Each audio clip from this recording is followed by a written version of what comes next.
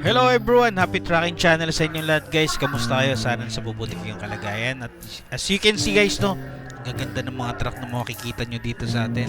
At marami tayong mga subscribers na pasabay. Pasabay hanap. Guys, boss, kamusta kayo dyan? Sana naman sa bubuti ko yung kalagayan. And by the way guys, for this vlog guys, nakikita nyo mga avatar, mga nasaksiyan ko dito. No? Dami. Merong mga tractor head, may mga bumper light, 10-wheeler wing band, 12-wheeler wing band, closer freezer band guys. May nakita ko dito, napaka-solid, no? Nga lang guys, nasa 3 million siya. Pero napakaganda, no? Ito yung 12-wheeler naman, no? Na napaka-solid din. Napakaganda.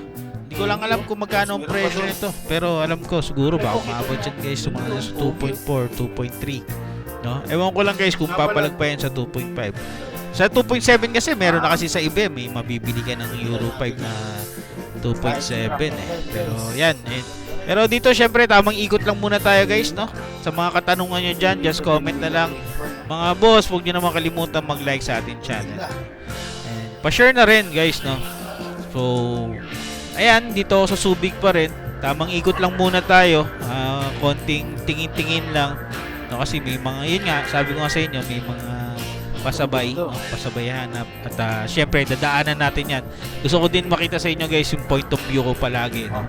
Pag ako'y nagpupunta sa yarda. Noon kasi hindi ko napapakita eh. So ngayon, gusto ko na i-share sa inyo. Ito nga pala guys, yung sinasabi ko sa inyo, na napaka-pogi na freezer. Talaga naman, no? Napaka-solid nito dahil nga kinis. Oh, tapos meron pa yung sub-engine na kasama. Syempre, ani mo yung freezer. Kaya ang bumili yung freezer dahil dapat meron siyang sub-engine.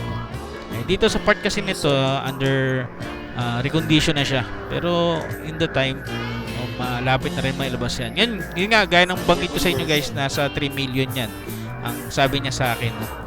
Pero hopefully, tawaran nyo na lang guys, no? Kung magkano kaya nyo ibigay dito. And hopefully, sana may video natin, may feature natin dito sa ating YouTube channel, yung kung sino man ang bibili nito. At saka guys, sa mga gusto bumili ng Euro 5 dyan, no? So, pwede ko kayong samahan, no? Para may feature natin dito sa channel natin at mahingkayat din natin iba na bumili ng mga ganitong classic truck. Guys, yung patikim lang, sabi ko sa inyo, sandali lang, happy lang tayo. Maraming salamat. Happy Tracking Channel everyone. Thank you. Bye-bye and God bless. Solid na to guys. Tinignan na yan. May sumilip niya kanina. Dito tayo din sa kapila.